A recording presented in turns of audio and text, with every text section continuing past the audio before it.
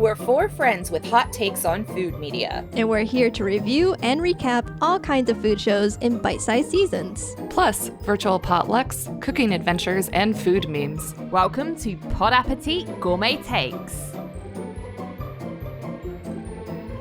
Hello, everyone tuning in. Welcome to another exciting Reddit talk here on Our Food. My name is Meg, and I am one of the co-hosts of Pod Appétit. I'm also joined by Justine, aka Mixtape Montage. We'll be your hosts today. And as I said, we're also the hosts of Pod Appétit Gourmet Takes, a podcast that reviews and recaps all kinds of food shows on bite-sized seasons. You can find us on your favorite podcatcher. And today it's our absolute pleasure to welcome Rossella Rago as our guest. Hi, Rossella. Hi, thank you for having me. Of course. Rossella is the host of the popular web series Cooking with Nonna. For each episode of the show, Rossella invites an Italian-American Nonna to cook with her and share traditional Italian recipes and fond memories of her childhood in Italy. Rossella is also the author of several cookbooks, including her latest cookbook, Cooking with Nonna, Sunday Dinners with La Famiglia, which just released yesterday. So congratulations. And that's available now wherever cookbooks are sold. So if this is the first Reddit talk you've been to, pretty much it's like a live audio AMA. So for about the next hour, we have Rossella here to answer your questions. So if you want to know about Italian cooking, if you want to know about her show or her cookbooks, Cooking with Nonna, please jump on in and ask your questions. And to do that, you hit the little hand icon on your screen that raises your hand. And if you receive an invite to come up on stage, then please do so. And when prompted to do so by one of us, you can unmute yourself and ask your question. There's a little microphone icon also on the screen. So while we're waiting for folks to join us on stage, once again, you can do that by hitting the hand icon. I'm going to throw it over to my lovely co-host, Justine, to ask our first question. Yes, hi, Rossella. Can you please tell us a little more about the inspiration behind your latest cookbook, Cooking with Nonna, Sunday Dinners with La Famiglia?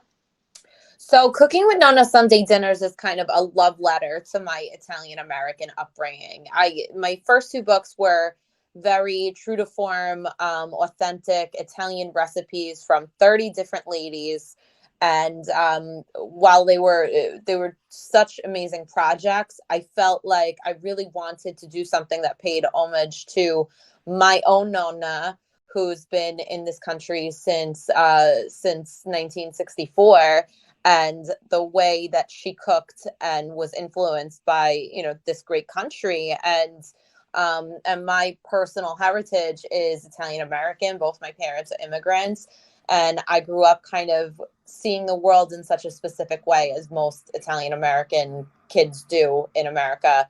So I wanted to really showcase the recipes that my mother and my grandmother cooked for me and my family growing up. And I wanted to give something to people so that they could forge their own Sunday dinner traditions, because after the pandemic, I think we all realized that we take togetherness a little bit for granted. And now that we could be together again, it's such a beautiful thing to start for yourself, whether you're Italian American or whether you're American and just want to invite friends over for a big Sunday dinner, Italian style. Now you can do that. And I wanted to give you guys the recipes for that. That's a lovely sentiment. I know you talk a lot about how cooking is all about family and community, and it sounds like that cookbook really does that. And I'm sure that all of the recipes are delicious, but do you have a favorite recipe from Sunday Dinners? So one of my favorite recipes, I mean, you can't ask me to pick a favorite recipe because that's like picking like a child, like your favorite child when you write cookbooks, because they're also deeply personal, especially in this book. But one of my favorites is the anelletti with tiny meatballs, because it really looks like SpaghettiOs. And when I was a kid growing up, we would go to the supermarket and we would beg for Americana in our household, because the way I was raised was in a microcosm of my parents' fishing village in Mola di Bari in Puglia in southern Italy. And I grew up not speaking English. I didn't speak English until I was 5, but once I started to go to school and see how different my family was from other families, I wanted to really assimilate, and I wanted to have the things that the cool American kids got to have, like a can of SpaghettiOs. And the answer was always no. But my Nonna, my maternal grandmother, Nonna Romana, who this book is about, really would always try to make me happy, would always try to give me what I wanted. And I think that speaks to the beautiful relationship that grandparents have with their grandchildren, because they love them in such a different way than parents love their children. Like, they just really get to have fun with their grandchildren. So she said no to a can of SpaghettiOs. Then she went home and she made me this, anelletti pasta, which is a Sicilian round pasta that looks like SpaghettiOs. And she made a beautiful tomato sauce, and she hand rolled a couple hundred tiny meatballs just so that I could feel connected to my American side a little bit more, but still in an Italian way. Yeah, shout out to tiny meatballs. That sounds amazing. Gets them every time, the tiny meatballs. I don't know what it is about that dish, but everybody that sees it, they say, oh my God, SpaghettiOs. Oh my God, it's homemade. So it really is kind of like the fusion of Italian America. Yeah, I need that in my life. So Sunday Dinners is your third cookbook. So Yes. does it get any easier to create and publish recipes, or are there always challenges? Abso-friggin-lutely not. It does not get easier.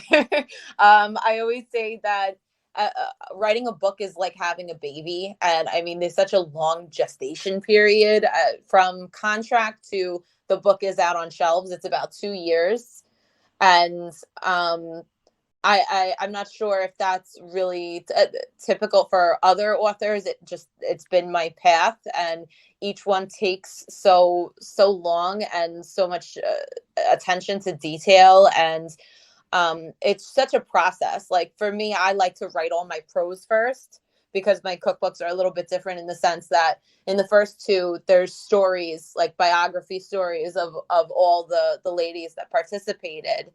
And I like to write those first and then fine tune which recipes we're including. And in the first two books, I tested all of the recipes myself. I think my first book, I tested 140 recipes in 30 days. So that in and of itself, like, I mean, by the end of that, I just looked like I made meth in my garage, like not showering, just drinking straight out of the Carlo Rossi wine gallon.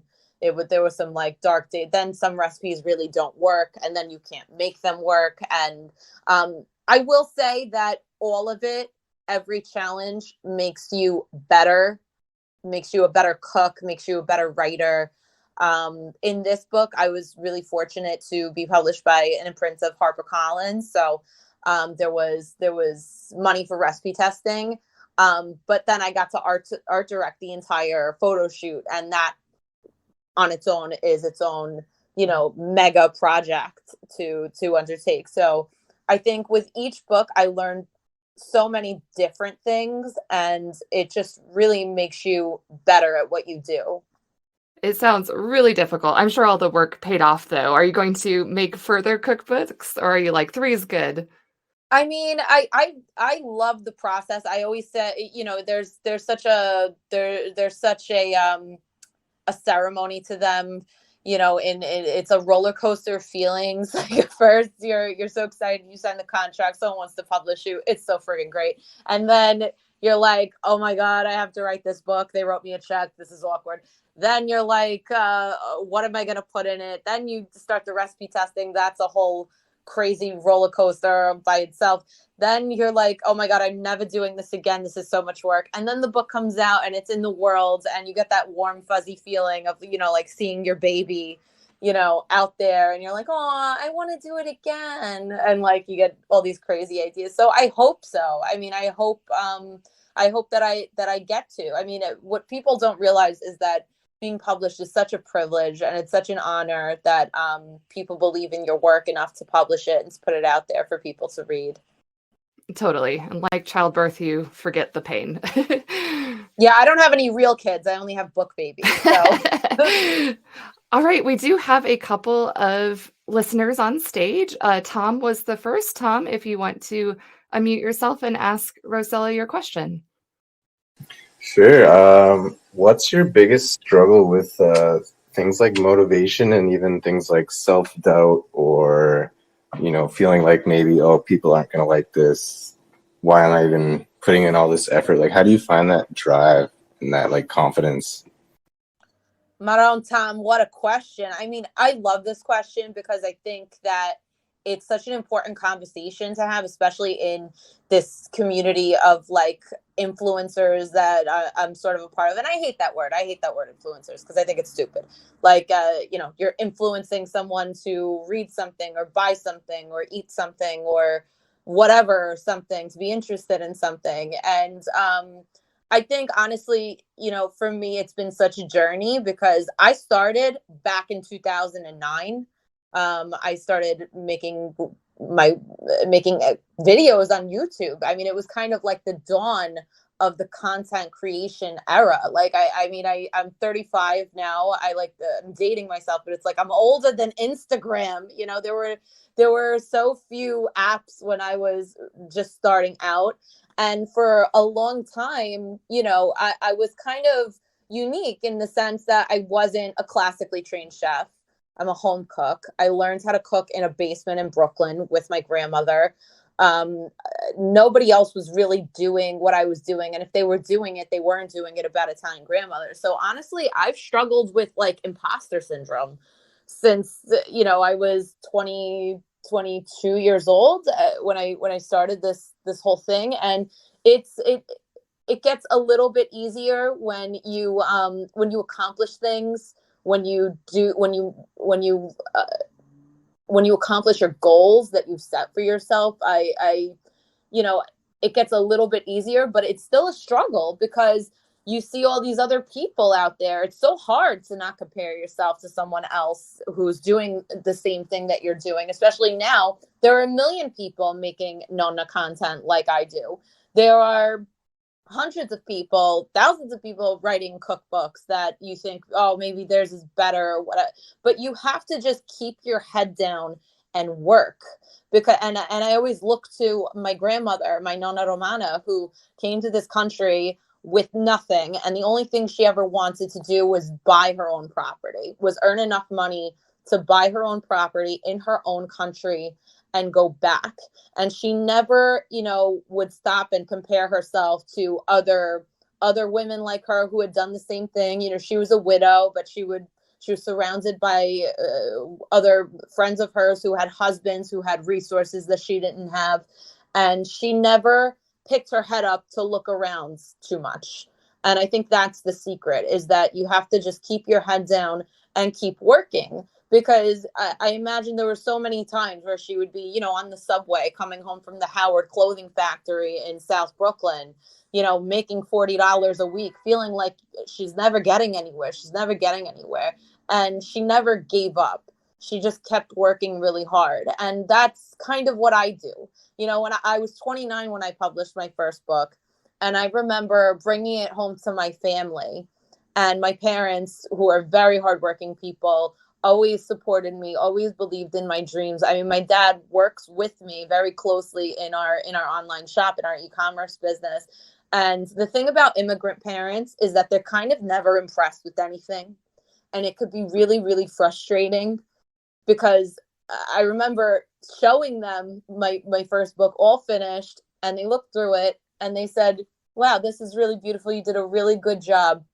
Good going, kid. And then they said, now do it again.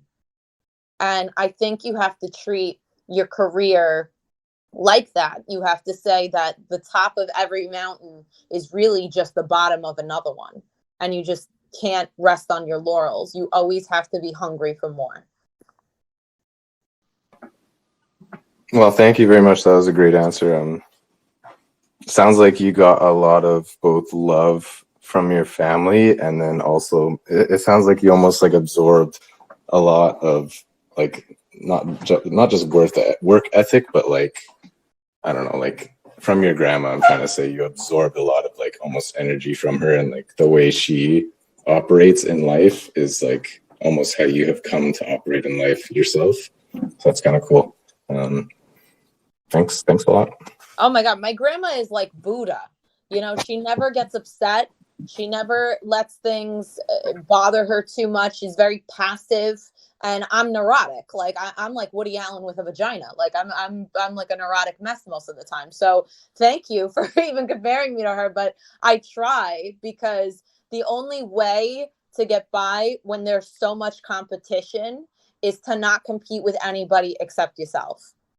Thank you. That's great advice. I'm cracking up over here. Thank you, Tom, for your question. And right now we have Linda. Thank you for waiting so patiently. Can you please unmute yourself? No worries. But yeah, so since at least I'm first generation as well, but Mexican American, and cooking is definitely something that is part of us. And there's so many different types of styles of cooking, especially depending on the regions that you're from of Mexico. And in our family, whenever we end up messing up a recipe, it hell breaks out. So how the cooking process and you writing the recipes down of like, you cooking with your Nonna, how did that affect you directly and your family? So first of all, the Nonna recipes, when I first started doing this, it was like I was kind of performing the service for people, because Italian grandmothers like to write recipes in like a secret language. It's like hieroglyphics. It's like they like an espresso cup full of this, a handful of that, a pinch of that. Like they have their own way of documenting these things. So I would take a recipe, I would translate it into English, and I would use the imperial measuring system, and I would try and get it as close as possible to what they made. And the thing is, you're never going to be 100% because you're not them. And the thing that I hear so much from people that follow me is, I really try and recreate my mother's cookie or my aunt's pasta but it doesn't taste 100% the same. And I always tell them the same thing. I say, that's okay, because one day somebody's going to say that about you. It's okay to mess something up, because sometimes through evolution, we make things better and we make things our own and we put our own spins on things. I feel like a cookie is like a thumbprint. I can tell my aunt, my grandmother, my mother, they all make the same cookie. They all do it a little bit differently because they're all unique. So, I try to get people to not get so bogged down and did I do this right? Did I mess this up? You can't mess up. You put little twists on things. I mean, Italian food, especially in America, or any immigrant cuisine, any cuisine, when it comes to America, it's going to change, because it has to reflect the ingredients available. It reflects, the new palate that you develop. So I never feel like it's a mistake and we have to make everything exactly the way it's been made for 150 years. Nothing is set in stone. We can change things. We can tweak things, and then if they don't like how you make it yourself. And then there are those people, though. There are those women, those grandmothers that give me the recipe and they leave something out on purpose. So that's a whole nother story. That's a whole other podcast. Oh yeah, we can't cook rice unless it's with this specific cup that we use to measure the rice in. Yeah, yes. See, so it's like the espresso cup measurement. Like you got they all got their weird ticks. The one has a lucky cup, one has the lucky apron, one has the special spoon that's been flavored with 150 years of pain. If it means something to you, do it that way, but don't be afraid to think a little bit outside the box and say, you know what might taste really great in this ingredient, go for it. Yeah, well, thank you so much. You're welcome, Linda. Thank you, Linda, for your question. We have a written question in the comments section. So for everyone who's listening, if you're feeling a little shy, you can also leave a comment and we'll be checking those. So this one comes from What's a Gigawatt? And they say, my wife's family immigrated to the US from Taiwan.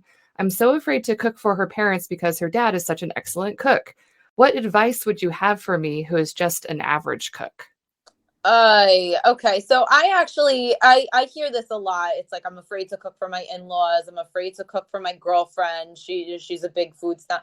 The thing is, it's not about whether or not you're the best cook. I think it's about the effort. You know, when someone takes the time to handcraft me something, that's so meaningful, that's so important, and that's so beautiful and special. And you know, they're gonna understand. And if they're assholes, they're not gonna understand. Maybe you should rethink, you know, your whole situation. That's good advice. You know, sometimes people are just assholes too. You know, that can happen. That's true. That's true. So another fun fact about you is that you won Food Network's 24-hour restaurant Battle Italiano. Wow, you guys are pulling out the big guns. Okay. All right, we're gonna talk about it now. We've Great. done our research. Can you just tell us about that experience? Oh yeah, I can tell you about that experience. I might get a lawsuit, but I'll tell you about the experience. Sure. So basically, so this is a funny story. So in 2008, I started developing Cooking with Nonna. I wasn't really ready yet. And in 2008, I went to a very famous psychic in the West Village who has now passed away. He was very famous. His name was Raymond Perot. And I had a business card. I had a website. I hadn't started making, you know, episodes yet. I had a logo. And he looked at it and he said to me, in 1 year, you're going to be on the Food Network. And I'm like, all right, guy, whatever. No way. Like, I hadn't even done anything yet. This guy's full of, you know what. So I go home. I forget about it. A few months later, I'm in a restaurant in Brooklyn. And I think by now we had done like a couple episodes of Cooking with Nonna. And, you know, back then, like, you couldn't film it on your phone. Like, you could do that now. Like, we had to hire like a production company. It was very serious. They had these big cameras. They were like, the two cameras were two different colors in the in post-production. Like, when you see them edited, that and my purple eyeshadow that I would wear back in the day. Oof, terrifying. But we were in a restaurant. We had these cards that my dad was so proudly like putting on each placemat, you know, for people. And one guy took the card home and he saw a casting for the Food Network. And he saw that the Food Network was looking for mothers and daughters or grandmothers and granddaughters to be on this competition series. So, of course, I like called them right up. I was like, I'm perfect for you. I got a mother. I got a grandmother. They're both crazy. You got to take us. They loved us. They wanted us on the show called 24-Hour Restaurant Battle. They actually changed the rules of the series for this one episode, because usually the teams were like 2 people on each team. You have 24 hours to conceive, plan, and shop for a restaurant, your dream restaurant. And you have to feed 100 people, 50 people per seating. And you have to do this all in 24 hours. And they wanted to do this big Italiano battle. So they said, okay, we're going to make a team of 3, you, your mom, and your grandmother, against another team of 3. We're going to make these people find a third person. And so we start doing this. I think like the night before we started filming, like boyfriend I was dating broke up with me via like voicemail. I like hadn't slept at all. So they bring us to this like soundstage in Brooklyn and they take us to like a fairway to go shopping. And, you know, I had planned this huge elaborate menu that was like not going to work. Like it was just not executable in the time frame. Then like we get to the studio and they said, okay, you guys can have a sous chef, but we weren't allowed to speak to him on camera for some reason. They were like, no, he's not mic'd, so you can't talk to the guy. I was like, I can't talk to the guy. Like, what are you talking about? So the guy was kind of trying to tell me, the sous chef, he's like, you know, this menu isn't going to work. Like, you know, this is too much food. You're never going to do this. So that night we go home at like 2 a.m. It was so late. And they want to like, the thing that people don't realize about reality shows is that they, you know, you see those shots of you like getting into bed, turning the light off. That's all like, you have to be mic'd. There's a full crew with you. Like those are not like candid things. So by the time you go to sleep, it's like 3 a.m. And then you wake up at 6 a.m. and you have to start filming again. And it was like the day that we were going to do the restaurant service. So I'm standing there. We're about to, I think they were recording sound, but they hadn't started recording like video yet. And the guy on the other team, who they were very nice, the other team, they were like, oh, you excited? Come on, it's going to be so great today. Oh my God. And I don't know what the hell came over me, but I was just standing there. I was like, I'm going to lose this show. My career will be over at like 23. My life is over. This is the end of the world. And I fainted. Coffee. I was holding this big 20-ounce cup of coffee. Coffee's everywhere. I fainted flat on the floor. They call an ambulance. This like big scary EMT guy is screaming at me in the back of the because like I couldn't talk. I like blacked out. And he was like, you better get your shit together because we're going to take you to the hospital and we're going to psych you. That's a psychiatric evaluation lasting 3 to 5 days. This did not calm me down, guys. I was freaking out. So they take me to the hospital. They like are trying to give me a sedative, but they can't figure out if like they're like, no, you got to take a pregnancy test before we could give you anything. But I couldn't go to the bathroom because I was dehydrated. I was severely dehydrated. And so I'm in the hospital for 24 hours for dehydration and exhaustion. So they allow us to like, they probably called a lawyer and they were like, can she sue us? Yes. Okay. So they paused the episode for like 2 weeks. I ended up going to Italy on like a press trip that I had plans already. And I got this crazy idea when I was in Italy that I was going to come back and do this like tasting menu and it was going to be great. And I came back. We resumed the show. They like gave us both the equal amount of time. We won the show. At the end of the day, I probably shouldn't have been so concerned because I had like my adorable 80-year-old Nonna on my team. And that would have been a very bad episode if like, you know, Nonna loses, right? So I probably had nothing to worry about. But this is just a very good example of not sweating the small stuff because losing a reality show that there was one season of back in 2009 was probably not the worst thing that could have ever happened to me. But from the first part of my story, that psychic was right because 1 year later, I was on the Food Network. I love what a roller coaster of a story. You're definitely our first guest to start a story with a psychic told me I was going to I be love psychics. a cook one day. I love them. You got to get what they tell me. And while we're waiting for some questions to roll in, I was wondering if you have any guilty pleasure, not really Italian foods. You already talked about SpaghettiOs, but like Olive Garden, anything like that? Olive Garden. Come on, that's a dirty what? No, anything but that. Although I do hear good things about the breadsticks. Everybody seems to like the breadsticks. I've never been to an Olive Garden. Do you know that? Not once. I've never been to the garden. I feel like it's when you're there, you're family, they say. Yeah, they say you're a server who, you know, is not from like has never seen anything Italian in his entire life is telling you about how great the soup special is. But no, it's not Olive Garden. What would it be? Let me see. I love cup of noodles. Like I could eat ramen, like, but I don't want good ramen from like a great plate. Like I want a nasty like cup of noodles with the packet. I want 2 packets. I want so much sodium that I'm gonna explode out of my jeans. Like I like that stuff. I love like Little Debbie snack cakes. Obsessed. I could eat those till I'm blue in the face. I think people get really nervous that like I don't eat things like that and I'm like a little bit of a food stump. I love hot dogs, like dirty water New York City hot dogs. I love crap once in a while. My favorite fast food is probably Wendy's if I had to pick between all the chains. Wendy's hands down. I used to love like their baked potato with like the broccoli and cheese on there. And then like you read some article about like how like, oh, never eat the broccoli and cheese baked potato from Wendy's because they never clean that cheese thing. And I'm like, that's just extra flavor. Do you put the fries in the Frosty? I never got into that, you know, because I'm not the biggest sweets person. So like the salty and the sweet, that never did anything for me.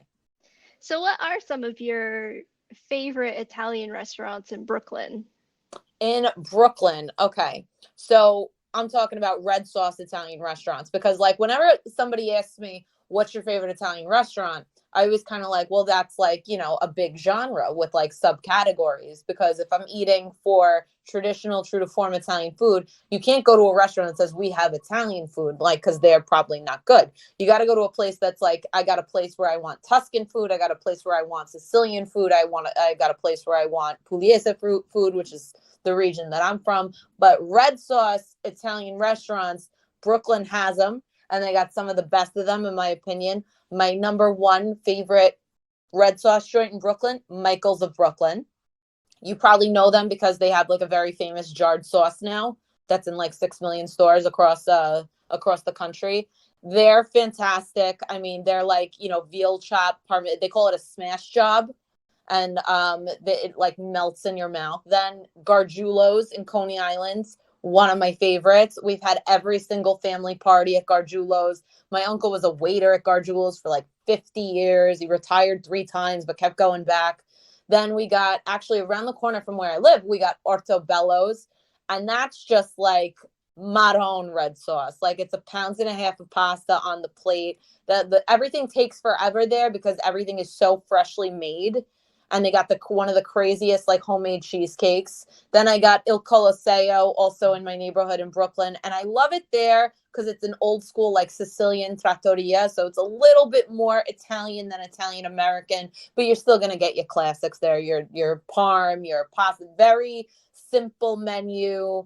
The menu's like laminated. They just got a wine list like last year. So it's very exciting. Once again, we do these talks right before my dinner, and then I'm starving. All I want is Italian food. All right, it's the best. Yeah, we have another comment in the comment section. This is from Marco, who asks, I'm into Italian cooking right now and want to learn more about the cuisine. Other than your awesome book, are there any Italian cookbooks that inspire you or that you recommend or that are must-reads? Thanks.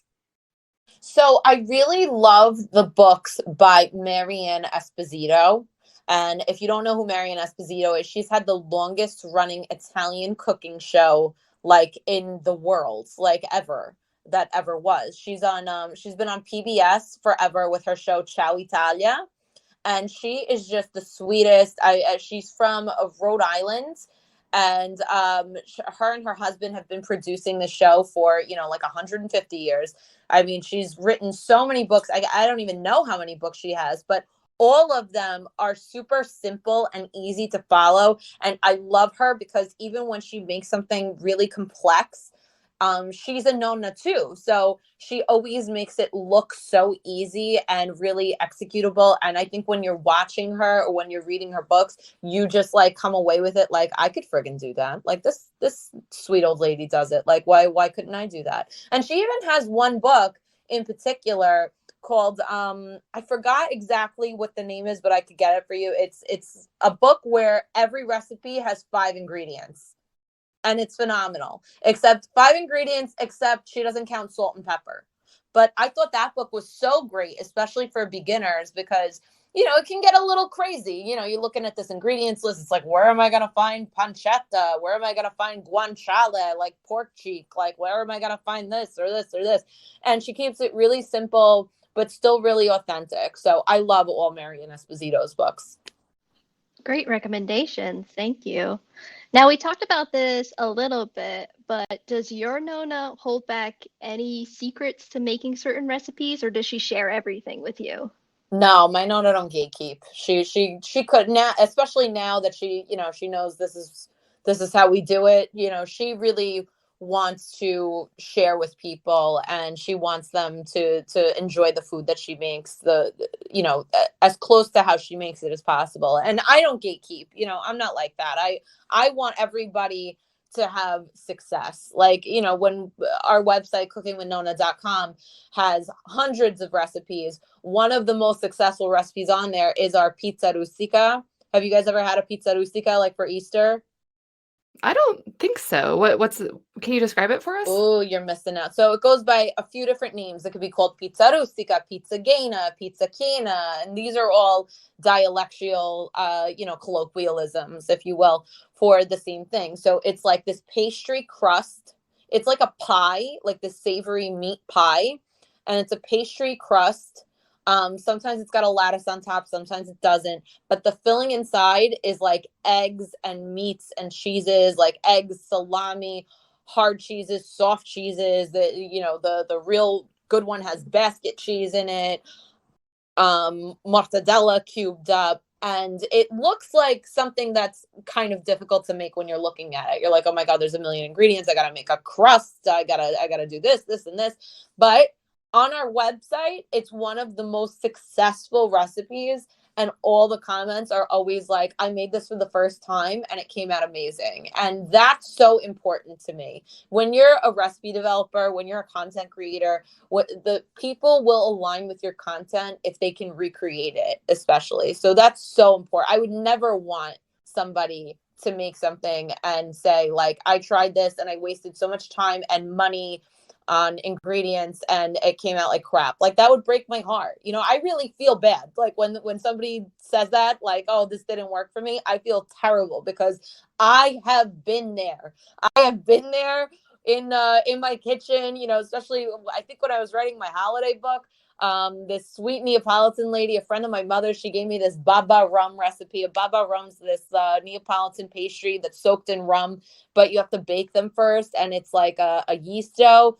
And I remember looking into my oven and watching them just like explode out of the molds, like Mount Vesuvius was erupting, and I was just heartbroken and devastated. I mean, another sweet old lady in Queens, she was in her 90s, and she was like, I no giving nobody this a cake recipe, I gotta give it to you. I'm like, okay, thank you so much. And she's like, okay, you gotta do this, you gotta do this. And I swear to God on my life, I tried to do this cake 10 different times. It never worked out. It always fell. I'm convinced this cake only came out good in her basement in Queens. So I know the feeling. So I would never intentionally give someone the wrong, recipe or leave out an ingredient, because that ain't right. I believe in karma. I love that philosophy. I think that that's the best way to get people, especially newbies interested in cooking, is set them up for success, and then they can work from there. So I love that. No, because you never know. So let me tell you another story. You guys want to know the story? Absolutely. So when I was little, I always kind of liked to cook. I didn't really get super into it until like maybe my late teens. When I was in college, I lived with Nonna in the basement, and I always joked that was like my culinary academy, living with her, because we cooked every day. And before that, I mean, I was always around food. My parents my mother cooked every single night. It was usually pasta, but we were always around food. I always knew how to like salt the water for pasta, stir the sauce. I always knew things. But when I was about 4 years old, I decided that I was going to make my mother a pie for Mother's Day. And, Italian people, we don't have pie. We have crostata. And it's kind of like pie, but it's not pie. And I wanted to make an American cherry pie like nobody's business. I was determined to do this. I had no idea what the hell I was doing. So I go into the kitchen and I start, throwing flour around and cutting up fruit. I don't think I used the cherry, but I thought that when you put this in the oven, it's going to magically turn into like a cherry pie, like in a cartoon or something. So my mother was like, Rossella, are you sure, sweetie, that this is going to turn into a pie? And she's like, no, mommy, when you put it in the oven, it's going to come out. It's going to be a beautiful pie. So it came out of the oven. I don't think I put baking powder in it. I think it was like burnt to it looked horrible. It looked friggin' terrible, inedible. I got flour everywhere, all over the kitchen, like on the ceiling. Everything was encrusted. This was a disaster. And it was Mother's Day. But my parents, God bless them, they didn't have the heart to tell me that I made a disaster. They really couldn't deal with the fact that I worked so hard on something. I was going to be so disappointed. So you know what they did? They went to the Jewish bakery in Brooklyn, because the Jewish people eat pie. They love pie. And they bought the most beautiful lattice top cherry pie that they could find. And they served it, and they pretended that that was what I made, and I was 4. So I remember the year that I turned sweet 16, my parents sat me down and they told me, they're like, we got to tell you something. And I was ready for them to tell me that I was adopted or some big secret. And they go, and I go, what? And they go to me, you remember the cherry pie you made when you were 4? And I was like, uh-huh. And they're like, yeah, you didn't make that. And like my face just went white. And I was like, why? And my mother starts with her action. She's like, Rossella, you made such a mess. Oh my God. It took me hours to clean it up. And I didn't want you to be disappointed. So we bought the pie and you liked it. You were so happy. I based my entire career on the confidence from when I was 4 years old. So it's very important for your recipes to work out. I would never do that to people. That's amazing. That's a real show of love all around. Yes, love and insanity. So you were just talking about Mother's Day. You mentioned this lovely pizza that you said is traditionally made on Easter. You have a holiday cookbook. I was wondering, with Thanksgiving coming up, do you have an Italian American twist on your Thanksgiving menu? Oh, absolutely. I mean, we make, instead of mashed potatoes, we make this potato gâteau, which is a Neapolitan thing. And it's kind of like this baked mashed potato layered situation. So you like basically make like mashed potatoes, and you put eggs in them though. And then you put like a layer of mashed potatoes, then you put a layer of ham and cheese, and then you top it off with more mashed potatoes and breadcrumbs. It's one of the best things you will ever have. And you can like cut squares out of it as a side dish. I mean, we make ricotta and pumpkin gnocchi. We make so many cool things because, we can't just have Thanksgiving, on Thanksgiving. When you're Italian American, you have to have a full Sunday dinner and Thanksgiving dinner. So in an Italian household, Thanksgiving, the Metagon Thanksgiving part doesn't start till like 9:00. Like we don't have the turkey until like 9:00 at night, because you have to have all the antipasti, like the antipasto salad from my Sunday dinner book. You have to have that on the table. Sometimes you gotta have a soup course, like Italian wedding soup with the tiny meatballs, or, another soup. Then you gotta have like manicotti or lasagna, or baked ziti or something. And then, only then, you can traverse into the American stuffing and mashed potatoes and turkey and gravy and stuff.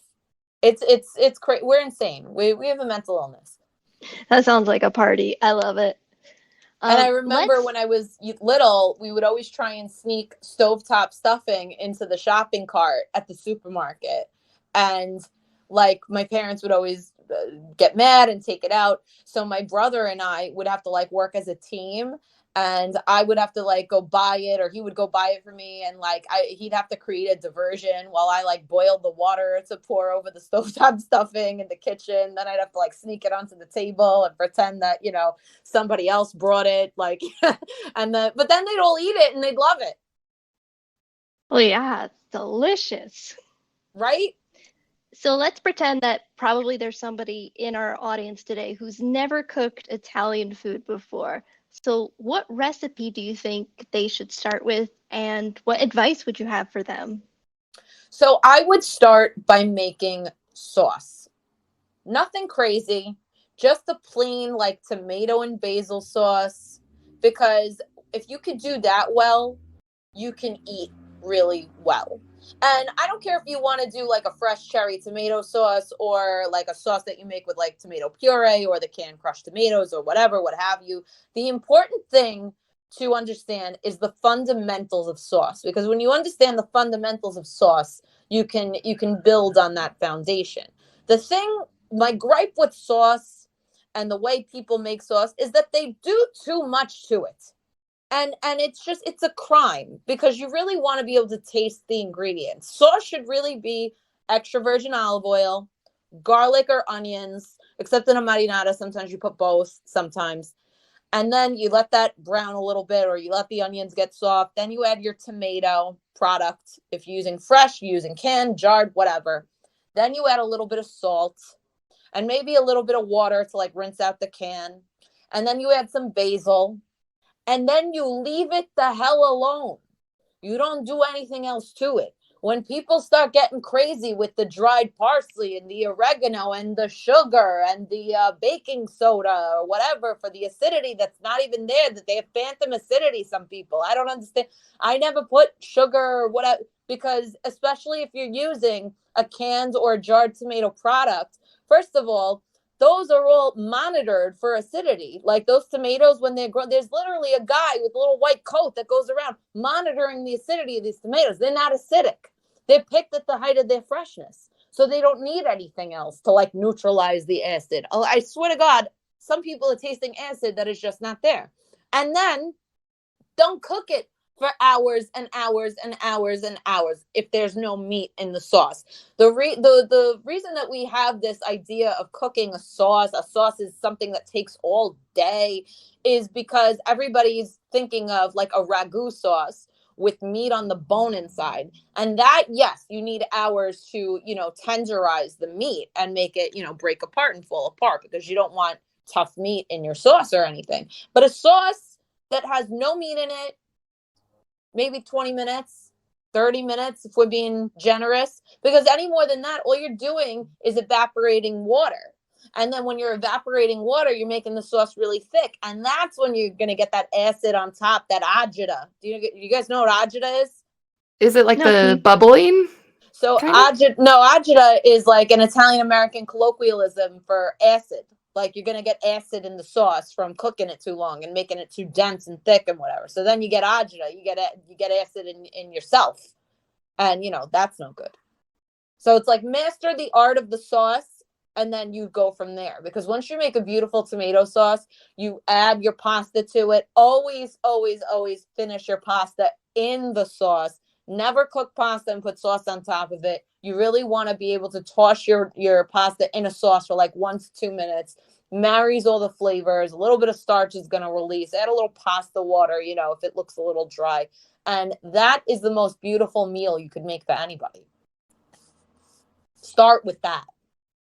So speaking of sauce, would you say that that's like the one place where someone shouldn't cut corners? Or like, let's just say for the average home cook, would you say, oh, always make this sauce, but it's okay to buy store-bought pasta, the dry pasta? Where do you think it's okay to cut corners in the kitchen a little bit for a fast meal? For a faster meal, okay. So I like some jarred sauces. Not all jarred sauces are created equal. The Prego, the Ragu, get out of here. Like, no. There's so much. I think we've come such a long way in the sauce business. And there are fantastic sauces that I love, like Michael's of Brooklyn. They make it right in Brooklyn. And they don't, but what I love about that is that they don't mess with it. They don't add sugar to their sauces. Most of the commercial sauces that most of America consumes, sadly, is a very sweet, thick, chunky sauce. So if you're going to use a jarred sauce, educate yourself about, the sauce game, because they're not all the same. But it's also so easy to make your own sauce, and it's so easy to make your own sauce like in bulk and freeze it and save it, and jar it. My family, I grew up jarring tomatoes with my family every August, because that's just what we did. And then that's a whole process in and of itself, and it's really exhausting, but it's really gratifying. And then you have all these beautiful tomatoes to use, as your base for so many things. But when you're cutting corners, what I really love to do, this is my American side, because my Nonna hates anything like pre-cut or I use all like pre-cut, carrots, onions, celery. I am so guilty of that. Like so guilty, you don't even know, because it saves so much time and it saves so much prep to me, and it's less waste in my opinion, because if I'm going to buy a whole thing of celery, but I only need like 3 stalks of celery for this recipe, then the celery sits in my fridge, and if I don't do something with it, it goes bad, So I like to do pre-cut. I like to do a lot of like frozen vegetables, just to have them on hand. I like to, I grew up without a microwave, believe it or not. We weren't allowed to have one. My mother said it would kill us all. So now I have a microwave and I use that to like melt things or heat certain things up. I'm not a fan of reheating full meals up in the microwave. If you are, that's your jam. I understand. But yeah, those are my big shortcuts because, that's me. And I don't judge anybody because cooking is not stressful for me. I'm just one of those people where it's very easy to me and it's relaxing to me. It's therapeutic to me. So if you have a shortcut that you love and you think that it's worth it for whatever like flavor it costs you, do it. You do you, boo. Perfect. We have a comment in the comment section from LRB saying, good to hear about keeping the sauce basic. I agree.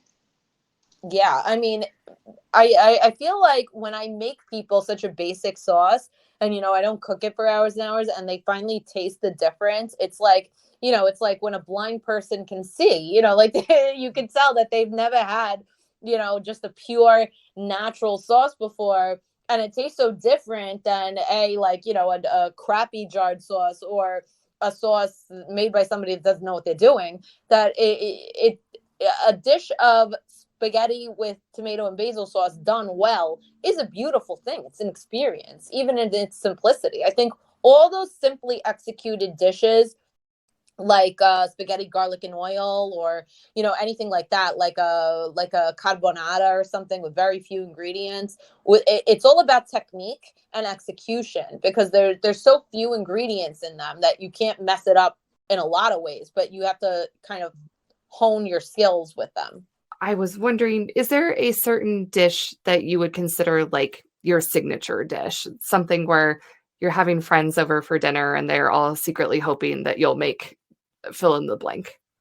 So my friends are probably all secretly hoping that I'm going to make some sort of fresh pasta because that's my flex. When I want to flex hard, I make some fresh pasta and I maybe do like, the orecchietta with broccoli robin sausage because I have a very particular technique of the way I do it. But when I want to flex for myself, I make my Nonna's eggplant parmigiana because she does it so differently and she like batters her eggplant. I mean, it takes all day. She batters her eggplant in this like really delicious cheesy batter. And then you layer it with a beautiful tomato sauce and mortadella, which is a very pugliese thing. It's very specific to like the region in Italy that we come from. So that's like my, piece de resistance. I'm like, look what I have made. Amazing. So yeah, we are just at time now. So Rossella, it's been an absolute pleasure talking with you. You are amazing. Can you let everybody know where to get your books, where to find you, how to get in touch with you, all of it? So you can find me on Instagram at Rossella Rago. You can find me on TikTok at Rossella_Rago. You can find me on Facebook, Rossella's Cooking with Nonna. We have over 750,000 followers on there. It's been my baby since 2009. And you can find all of my books, including Cooking with Nonna, Sunday Dinners, in wherever books are sold. Perfect. Thank you. And for more from us at Pod Appétit, you can catch us on your favorite podcatcher of choice or go to podappetitpodcast.com. We release new episodes every other Monday. We'll be back real soon with another talk here on r/food. So just keep posted for any future announcements. But thank you again so much. Thank you everybody for joining us. Thank you, Rossella, for being here. Thank you for having me. You guys were a blast. Thank you, Rossella. It's been a delight. Thanks for listening to Pod Appétit Gourmet Takes. We'd love to hear from you, so find us on Twitter and Instagram at pod_appétit. And on Facebook at Pod Appétit Podcast. You can also email us at podappetitpodcast@gmail.com and find all of our episodes on our website, podappetitpodcast.com.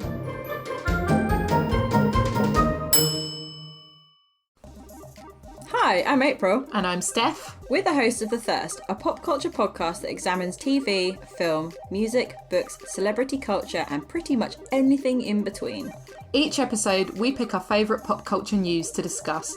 The important stuff, like who made the Forbes richest celebrity list and whether Jake Gyllenhaal has a secret Instagram for his cat.